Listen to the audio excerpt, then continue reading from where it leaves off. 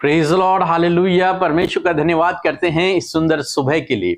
और मेरा विश्वास है कि प्रभु आज आपके जीवन में काम करेगा, आपकी प्रार्थनाओं का उत्तर देगा, आपके रुके हुए काम आज बनेंगे। ये हमारी आशीष है। और जैसा कि आप जानते हैं, हम निर्गमन की किताब उसके 20 अध्याय को पढ़ रहे हैं और परमेश्वर के द्वारा दी गई कुछ आज्ञाओं के विषय में हम लोग सीख रहे हैं। मेरा विश्वास है जब आप इन आज्ञाओं को अपने जीवन में पूरा करेंगे, परमेश्वर आपको बढ़ाएगा, आशीष देगा, आप सफल होंगे, आपके जीवन में परमेश्वर काम करेगा। एक और आज्ञा को हम लोग देखते हैं, 15-16 पद यदि आप पढ़ेंगे, यहाँ पर 2 आज्ञाएं हैं। लिखा है तू चोरी न करना, और दूसरी लिखा है तू किसी के विरुद्ध झूठी साक्षी न देना। इन आज्ञाओं को मूसा को दिया और कहा कि सबको ये आज्ञाएं सुना दे। तू चोरी न करना और तू झूठी साक्षी न देना। चोरी चाहे हीरे की हो चाहे खीरे की हो, चोरी चोरी है परमेश्वर की दृष्टि में।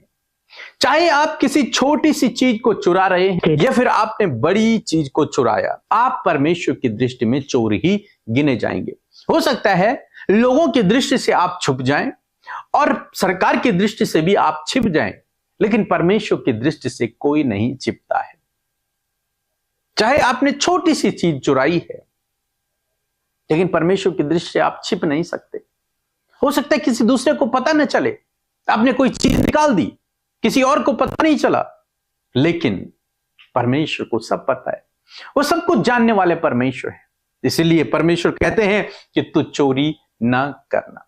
चाहे वो छोटी चीज की हो, बड़ी चीज की हो, चोरी नहीं करना है। और आज की डेट में ईमानदारी देखने को नहीं मिलती। अक्सर लोग छोटी छोटी चीजों को चुरा लेते हैं, पैसे की चोरी करते हैं, धन संपत्ति की चोरी करते हैं। आज परमेश्वर का वचन आपको और मुझे, हम सब मसीहों को सिखाता है कि हमें ईमानदारी का जीवन जीना है। ईमानदारी का जीवन जीना है।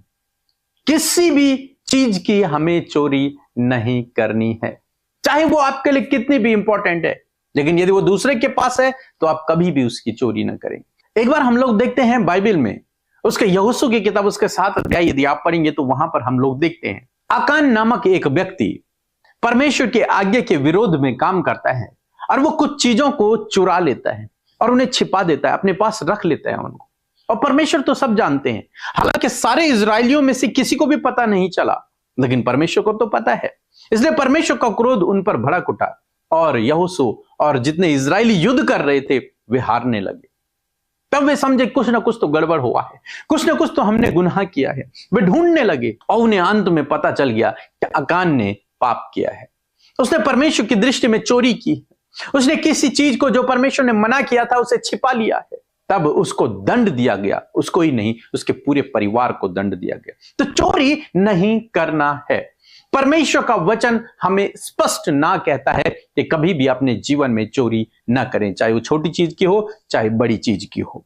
यहां पर परमेश्वर का वचन कहता है 16 पद में कि तू किसी के विरुद्ध झूठी साक्षी न देना, झूठी गवाही कभी भी न देना। बहुत सारे भाई बहन हैं जो अपने प्रियजन को बचाने के लिए झूठी गवाहियां दे देते हैं, लेकिन परमेश्वर का वचन आपको और मुझे सिखाता है कि हम कभी भी झूठी गवाही न दें। बहुत सारे परिवारों में देखा जाता है कि एक दूसरे के बारे में झूठ फैला देते हैं कि फलाना आदमी गलत है, वो व्यक्ति गलत है, उसने ऐसा किया है, वास्तव में उसने नहीं किया, लेकिन झूठी बातें उसके बारे में फैला रहे हैं। कारण क्या है? ताकि ये बदनाम हो जाए, ताकि ये बदनाम हो जाए। लेकिन परमेश्वर का वचन कहता है कि यदि तुम मसीह में हो तो कभी भी झूठी साक्षी नहीं देनी है, झूठी गवाही नहीं देनी है, किसी के बारे में झूठ नहीं बोलना है। तो यदि आप मसीह में हैं, प्रभु यीशु मसीह के पीछे चल रहे हैं, तो इन 2 बातों का आप ध्यान रखेंगे।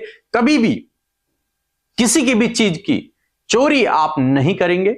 दूसरी बात, आप कभी भी किसी के विषय में झूठ नहीं फैलाएंगे, झूठी गवाही नहीं देंगे। यदि आप परमेश्वर के वचन पर चलेंगे तो परमेश्वर आपको आशीष देगा, आगे बढ़ाएगा और आप अपने जीवन में सफल होते चले जाएंगे। सो प्रभु आपको इस वचन के द्वारा बहुतायत से आशीष दे। आमीन।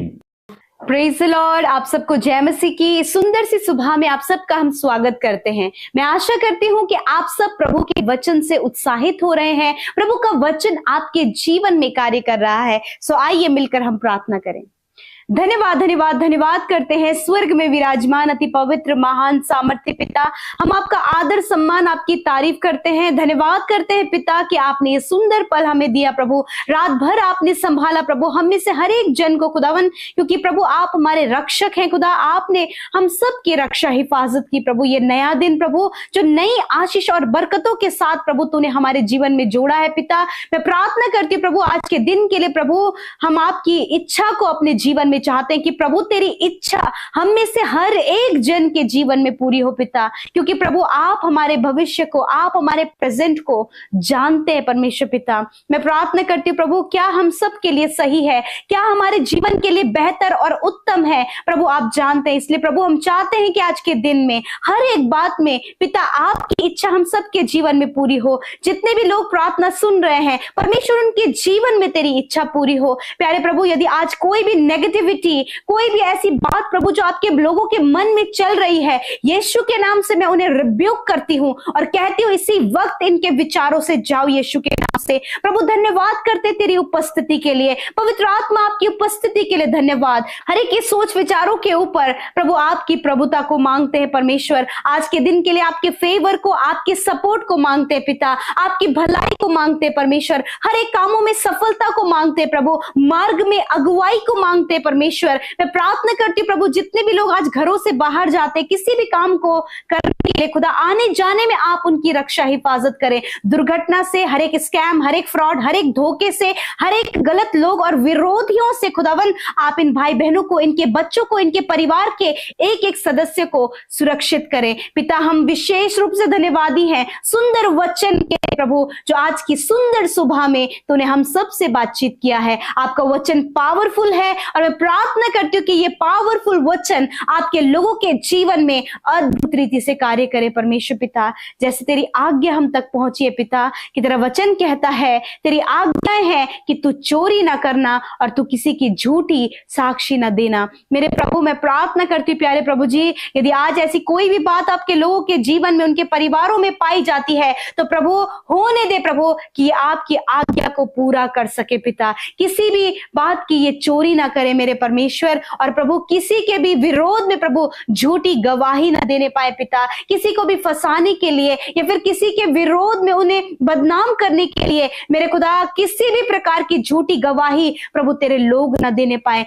वरन प्रभु तेरे वचन के अनुसार, तेरी आज्ञा के अनुसार तेरे लोगों का जीवन तेरी आज्ञा को मानने में प्रभु आगे बढ़ सके परमेश्वर पिता। धन्यवाद करते हैं। मैं प्रार्थना करती हूँ हर एक जन को इन आज्ञाओं को फॉलो करने में आप सहायता और मदद करें। पवित्र आत्मा आप लीड करें, पवित्र आत्मा आप सहायता करें प्रभु। धन्यवाद तूने कहा है कि मैं तुम्हें एक सहायक दूंगा, उस सहायक की मदद सहायता के द्वारा इन भाई बहनों के जीवन में तेरे कार्य हों। धन्यवाद करते प्यारे प्रभु। आज जितने भी लोग बीमार हैं वो अपनी बीमारी की जगह पर हाथ रखें यीशु मसीह नासरी के नाम से। इसी वक्त हर एक घाव, हर एक चोट को, हर एक बीमारी को यीशु के नाम से मैं आज्ञा देती हूँ, इनके शरीर को छोड़कर जाओ यीशु के नाम से। मैं रिब्यूक करती हूँ हर प्रकार की बीमारी को, हर प्रकार की तकलीफ को जो इस समय आपके लोग अपने शरीरों में महसूस कर रहे हैं प्रभु। जो भी हेयर फॉल प्रॉब्लम है, ब्रेन रिलेटेड प्रॉब्लम है, कैंसर, ट्यूमर है, शुगर, बीपी की बीमारी है, हर प्रकार की एलर्जी है, दौरे पड़ने की बीमारी है, heart problem, kidney, lungs problem है प्रभु, या फिर परमेश्वर इस बरसात के मौसम में होने वाली बीमारियों से प्रभु तेरे लोग ग्रसित हैं। मैं कमांड करती हूँ हर प्रकार के रोग मैं यीशु के नाम से आज्ञा देती हूँ इन छोटे बच्चों के शरीर से, बुजुर्गों के शरीर से, नौजवान भाई बहनों के शरीर से इसी वक्त नष्ट हो यीशु के नाम से। धन्यवाद। आप इन्हें चलने फिरने की सामर्थ्य दे, बोलने की सामर्थ्य दे, सुनने की सामर्थ्य दे प्रभु। इसी वक्त